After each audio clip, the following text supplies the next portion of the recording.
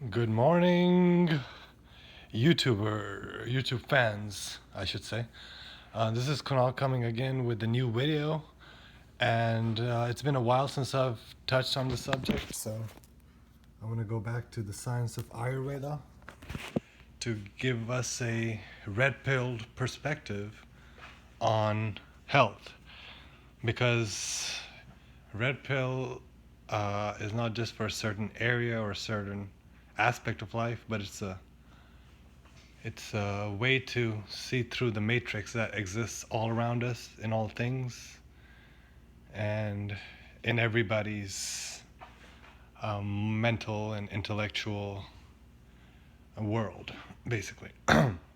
So it's just one thing that is common in this neo-socialist Western civilization is that people are very much like the Gandhi's monkey.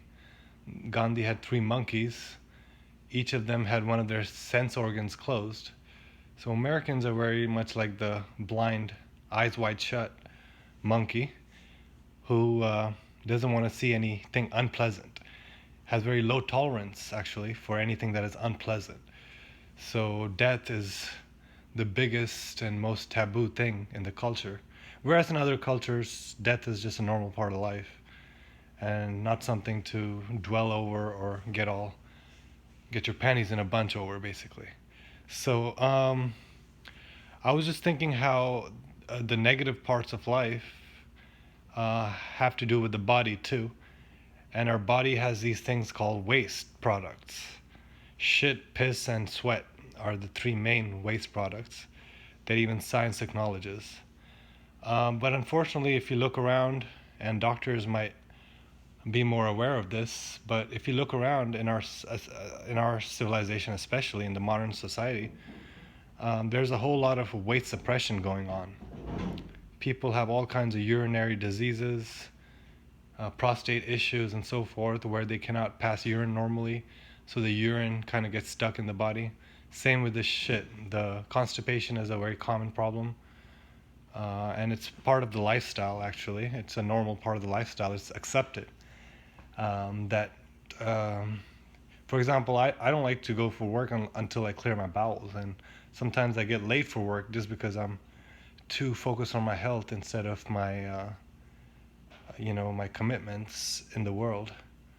Because, like in Fight Club, Tyler Durden said that, when you're in a plane that's about to crash, um, first you gotta put the mask on your own face before you can help anybody else, right? So if you're not healthy, then you cannot really do anything in the world. You'll just be a pawn, or you'll just be kind of barely doing anything, because you're too much in your own body. So I just thought we would get an Ayurvedic perspective on these 3 wastes. And I also want to add that many of these social mores were set up by people that are not your people. So the Europeans who came to this country set up the culture, set up the values, and set up the social norms. So, for example, burping is not acceptable in America, but in China it's considered a compliment, and things like that. So, different races have different social and um, societal values and acceptable and unacceptable behavior based on what suits them and their physiology, which is unique, obviously. I mean, nowadays people are so retarded and mentally ill that they can't even accept the fact that different races have differences between them, and that's automatically racist. But no, that's just a common fact. It's scientific. So, like I said, some of these values that Europeans try to impose on us might not be best for us. So we have to be mindful of that and assert our own independent value system and try to build a community around that with people who understand. So anyway, mala, waste matters or excretory products. Let's look at the significance of something that most people feel is not a suitable table topic conversation. Metabolic action of food results in two products: sara or prasada, the essence from which dhatus are nourished, dhatus means the tissues, are nourished and regenerated, and asara or kitta, the inessential portion from which body wastes, such as fecal matter, and so the inessential portion from which body wastes, such as fecal matter, urine, and sweat, are produced. These waste products are called malas, from malina, which means befouling. I knew a Malini, and she really fouled me up for years, my whole high school. She fouled up, but anyway. Since these excretory products are toxic to the body, they are known as malas. If they are contaminated, dushit, so if these excretory products are contaminated by the humors such as vata, dosha, they're also termed as dushyas or pollutants. So they can either be normal malas, or they can be dushita, or they can be contaminated malas, which are dushyas or pollutants. Regular elimination of these malas is of utmost importance for good health. And here's the Ayurvedic scripture. Some words. Jayante vividha roga prayaso mala sanchaya.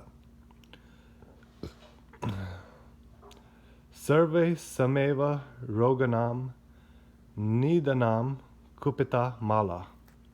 Means if the toxic wastes accumulate in the body in excess, it causes the genesis of different types of diseases. Apart from the undigested part of ingested food, the malas also contain toxins produced by tissues during metabolic activity.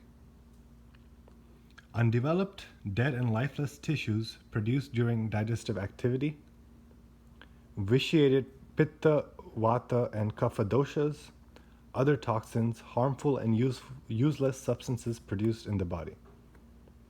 So that's what the malas contain. A whole lot of stuff, including self-made toxins and dead tissues. So malas have the natural property on accumulation. They move to the rectum, bladder, sweat glands, and other excretory orifices for evacuation. Fecal matter, urine, sweat, secretions from nails, hair, body hair, facial hair, nose, ears, eyes, and mouth are all waste products. So it's not just those three, there's much more, smaller ones too. So like everything else, the malas also have I think the ones that are most focused upon are the ones most socially deemed unacceptable or inappropriate, basically. So anyway, the malas also have a correlation with the 5 elements. A brief description of the 3 main malas, fecal matter, urine, and sweat, is given below. So each mala or waste matter has their dominating elements because everything in nature is composed of the 5 elements and can be broken down philosophically into those 5 elements, and that will help you understand it and deal with it better. So fecal matter or purusha contains the element of earth, right? It's solid, it's heavy, it's static. Whereas urine or mutra has the elements of water and fire, and same with sweat. They're very pungent substances, especially sweat. Urine is more watery and sweat is more fiery, obviously. So certain races, for example, I'll talk about that later, have more foul smell because they have more fire in their body. Therefore, it has a more offensive odor and so forth. Anyway, fecal matter. So fecal matter, yeah, it's a big deal because in school, feces and urine is not your right to eliminate. You have to ask permission to eliminate. So that's where the whole suppression of these urges starts, really, in our society, in the matriarchy of the school system. So the feces consist of the undigested parts of ingested food, along with the waste produced by the tissue cells. This is the reason why a person who has not eaten for many days, and even the fetus in the womb, also produces feces, because it's not just food. It's imperative that feces be regularly expelled from the body. Diseases like lumbago or backache, rheumatism or joint pain, sciatica, nerve pain, hemorrhagic strokes, paralysis, bronchitis, and bronchial asthma are easily contracted when the shit is not removed. So it's kind of hard to believe, especially if you've been trained in the Western scientific system, but it's true fact. And they tend to poo-poo anecdotal evidence, but if you're a wise person, you know that you can experiment on yourself and observe yourself and find out all the secrets of the universe. So, in Ayurveda, the first medicines for all these ailments is a laxative. The accumulation of mala in the bowels encourages growth of intestinal worms and other harmful microbes, and also prevents the colonization of. So, accumulation of this mala in the bowels encourages the growth of worms and other harmful microbes. Wonder why they never talk about that in the coronavirus BS. And also prevents the colonization of other useful microbes. Because the scientific system is just about reducing symptoms and making you comfortable, but not really helping you understand your body and how to really treat it and take care of it. So, if you have constipation, then you're no doubtedly increasing the bad bacteria and microbes in your body. And this also prevents the colonization of useful microbes and decreasing their benefits by disturbing the natural microbial interaction within the body. So when things are in balance, the good things come naturally and the bad things stay away. Therefore, it is essential for a healthy body to be cleansed regularly and for all waste products to be excreted properly. Common sense. Function of the feces. Feces not only act as an excretory waste, but it also provides support and gives strength to the large intestine to maintain its tone and sustain Vata and Agni, or the gas humor and the fire element. Okay. So feces actually have a purpose in the body, and that's also common sense, because nothing is there without a purpose. If a person has no feces, the intestine will collapse. The base of human life is feces. Wow. That's another interesting wisdom right there. The ones we feel are the lowest are the most important to everything. So though malas are considered bodily waste products, urine and feces are not strictly wastes. They are in fact to some extent essential for the physiological functioning of their respective organs. For example, feces supply nutrition through intestinal tissues. Many nutrients remain in the feces after digestion. And this is an interesting point because there are certain societies and practices of certain humans involving feces. I mean, I remember in a forgot the name of the thing. It was I think it was like a nutrition class in an upper division nutrition class I took in college, where the teacher was an Indian lady who was on a green card, so she wasn't as politically correct as the other professors, and she basically told us. Actually, no, I think it was. She told me about how monkeys used to go out on these ventures to find alcohol at certain times of the year. But I think it was in a website where I read that monkeys masturbate with feces. They actually take the feces and then they start masturbating. So monkeys obviously know the value of feces more than humans do. And animals in general are more connected to their health and bodies, much more aware and so forth about what's their reality than humans are. And coronavirus, I think, has shown some of you guys how ignorant people can be. But And how arrogant people can be, right? The whole Karen syndrome. The ignorance and the arrogance that comes along with it is it's really part of the American dream. But right, so I was also thinking how rabbits have the practice also of corpophagia, where they they take certain species, not just species in general, but certain types of species at certain times of the day or in certain health conditions. They eat their own feces to increase the absorption of the nutrients, which are not being digested, and that helps them, be more not austere, but more like austere, I guess, in their lifestyle. They have less needs because they don't have to go out to eat fresh food, which is not going to be digested because they have a certain condition. So they just eat the feces and they digest it again. And animals like cows also have multiple guts where they keep recycling their food, but humans are more extravagant and wasteful. So they don't really know, or they don't practice it anymore. But that was interesting, that feces contain a lot of nutrients too. So that's why we use them for fertilizers, along with urine and tree wood bark, ashes from burning things. Those are the three perfect fertilizers, nutrient sources that are free and available for everybody. So later, when these are absorbed, the feces is eliminated. That's why sometimes the shit just stays in there, because I guess it's still absorbing things, even though it feels full. That's why you shouldn't eat too much either, so you allow better absorption. So this is the reason why a patient, when the feces are absorbed, they get eliminated. So, and that is the reason why a patient of a wasting disease like tuberculosis, who suffers from a decrease in all the dhatus, gets strength and nourishment from the energy provided by fecal matter. And it should be ensured that such patients do not pass excess fecal waste.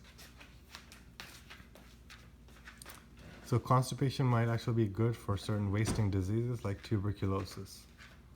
And that kind of makes sense. And that explains why I used to be constipated in the past too. So the slightest increase in fecal elimination results in severe debility in such patients. So laxatives are not always good because they can also promote weakness. And I think everybody has experienced that. Too much fecal matter in the intestine causes shooting pain, flatulence, bloating, unsettled bowels, distension, discomfort, and a feeling of heaviness. Too much increase in the fecal matter is a result of overeating and indigestion. On the other hand, when there is deficient production of feces, vata, or the gas humor, causes spasm in the intestine and moves it upward. The deficiency in fecal matter occurs due to diarrhea, passing of excessive stool, or excessive purgation using laxatives, fasting, that's what I used to do a lot, and eating less than the required amount of food or fiber. To increase the production of fecal matter, high fiber foods such as black gram, green gram, barley, leafy vegetables, flour with husk, and other fibrous foods should be taken in large quantities. So the health care industry is promoting that a lot. But they're not giving you the whole perspective like he is. So that's about feces and the importance and positive and negative effects of too much or too little feces. Now urine is another thing, and I remember from working at Amazon and being at school that or working at a school that people don't consider, sometimes people or the system doesn't allow easy elimination of these wastes, and urine is the most common one, which we need to go to the bathroom for. And because they were working so hard at Amazon, many people were just peeing in cups, so they wouldn't have to spend the 5 minutes to go to the bathroom and decrease their productivity. So anyway, urine also aids in the evacuation of waste matter from the body. And of course all the diseases too in the urinary system nowadays. That also is a bad thing for urine elimination. So urine aids in the evacuation of waste matter from the body. Urine is formed in the large intestine, particularly from the liquid portion of asara, the undigested part of food. So it forms in the large intestine and forms from the liquid portion of the food. And the urinary system removes excess water, salt, and nitrogenous wastes present in the body. So it removes excess water, excess salt, and excess nitrogenous waste. That's the most basic function of urine. And it also keeps the urinary bladder full and moist. I guess it needs to be that way to maintain efficiency. Urine helps to maintain the normal concentration of water and electrolytes within the body fluids. The functioning of the electrical system, of the electrochemical system of the body is very dependent on the urine. And the functioning of this mala depends upon the water intake, diet, environmental temperature, mental state, and physical condition of an individual. So water intake matters, diet matters, environmental temperature also matters to do with urine elimination, and even mental state and physical condition, as you can know about the fight or flight reflex and other health problems that prevent urination. So it is emphasized to drink plenty of water, at least about 3 to 4 liters, both in summer and winter, in order to maintain good health. It will help in passing urine at least 6 times a day and also expel toxins from the body. Ayurvedic texts state that human urine is a natural laxative that detoxifies poisons in the system and helps absorption in the large intestine as well as the elimination of feces. And most people in the West might have heard of the urine therapy. That's another Ayurvedic practice. So, however, passing excess urine is also abnormal. It causes pain in the bladder, a feeling of heaviness, restlessness, and discomfort due to frequent urination. These symptoms also occur when the urge to pass urine is suppressed or water is taken while the urge to urinate is strong. So don't suppress your urges. If the body retains water, urine will be scanty. Excuse me. If the body retains water, urine will be scanty, and this water will accumulate in the tissues.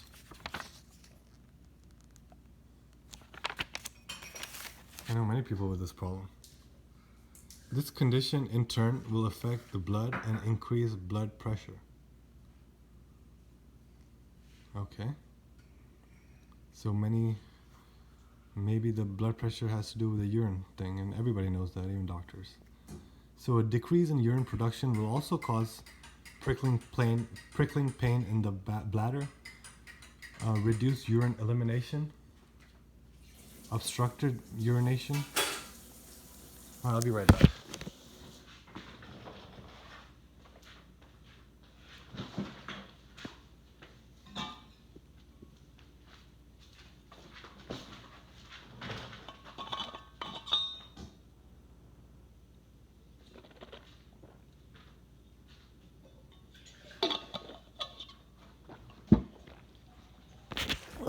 So he's saying a decrease in urine production also causes prickling pain in the bladder, reduced urine elimination, obstructed urination, pain while urinating, change in the color, generally being yellow or sometimes red, excessive thirst and dry mouth are experienced. Sugarcane juice. Okay, so these are all the conditions from lack of urination and too much urine not being expelled is right here. And excess urine too. So sugarcane juice, liquids and foods that are sweet, sour, and salty increase the quantity of urine.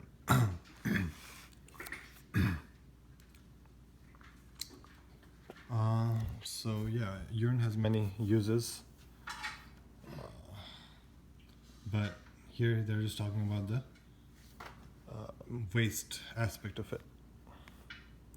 And lastly, we have sweat, and sweat is one of the most important ones.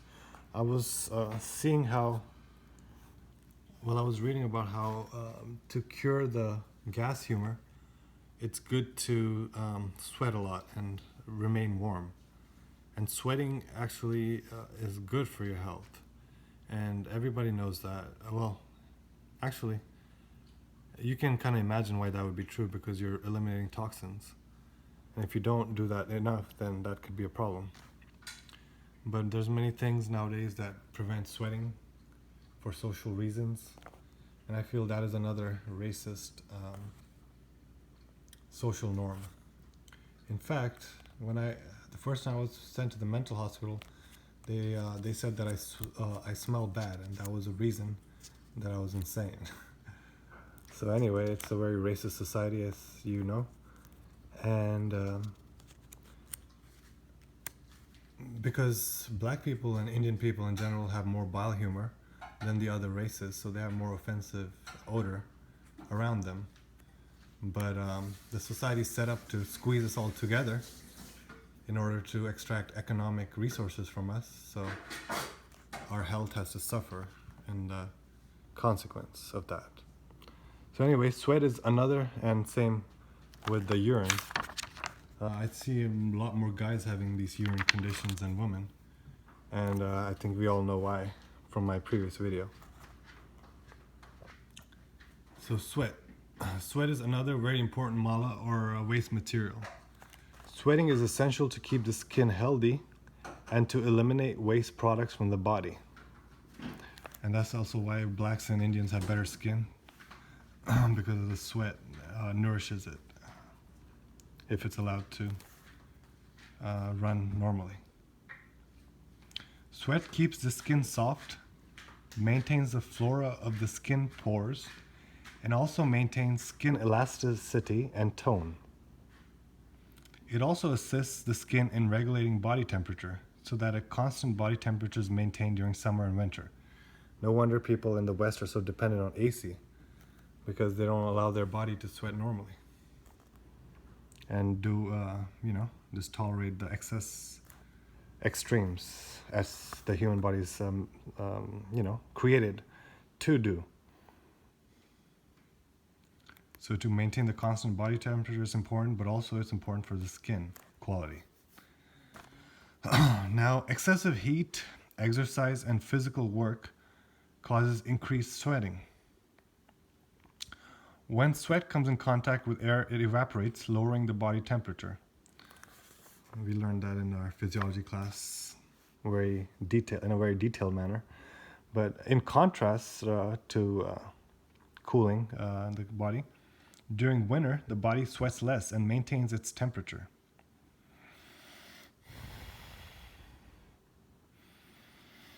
Although the body sweats to some degree in every season, it is felt only when it is released in excess or under humid conditions.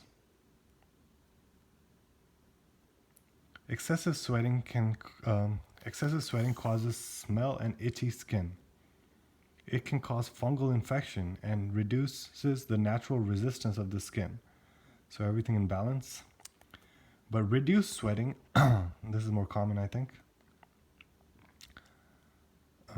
Reduced sweating, because people have access to water, running water, so they can always wash it off nowadays. But reduced sweating, which everyone puts those deodorants on their armpits, reduced sweating causes blockages in the pores. And people said that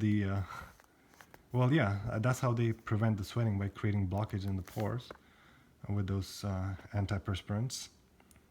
And it also causes dry, scaly, and cracked skin. A loss of tactile perception, so your skin cannot feel as well. Your sense of touch is actually reduced when you reduce sweating. And also causes a reduction in body hair. I guess that's good for me. According to society's perception of attractiveness, but reduced sweating causes blockages in the pores, dry, scaly, and cracked skin, loss of tactile perception, and reduction in body hair. Sounds familiar, everybody? Doesn't it sound familiar? I mean, I'm sure the Hollywood models from the 60s to now, with their reduction in body hair, that wasn't because of less sweating and using antiperspirants, but that is happening in the general population. Massage, exercise. So massage, exercise, staying away from windy places, and induced sweating, Swedna therapy, or fomentation with hot substances. Even smoke does it. Consuming substances that can cause sweating, such as honey and water, hot water, and sweat-producing hot medicinal preparations are helpful in increasing sweat. So one thing when you do massage, they recommend to sweat it out because massage increases the communication from the inside to the outside of the body, because oil is very good at communication, just like the female gender. Therefore, when you sweat it out, all the toxins are supposed to come out more easily after you oil massage your body. So these two practices, also staying away from windy places and trying out the Swedna therapy with the Ayurvedic practitioners, or just using fomentation with hot substances and honey and water, hot water, etc. And there's also certain sweat-producing hot medicinal preparations. I know cannabis is quite sweat-producing, and I think tobacco is too. So these things are helpful in increasing the sweat. So it is clear that even though they are waste products, these three malas are essential to maintain a healthy body. So mala in Hindi just means foul or bad, but they are like I said in the start of the video, the negative aspect is more important than the positive things, because the negative things is what creates that pressure, which allows the positive things to happen. Just like he talked about in the whole, the importance of the feces.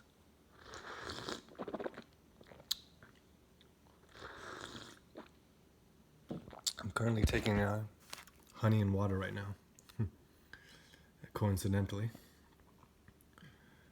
Other waste products.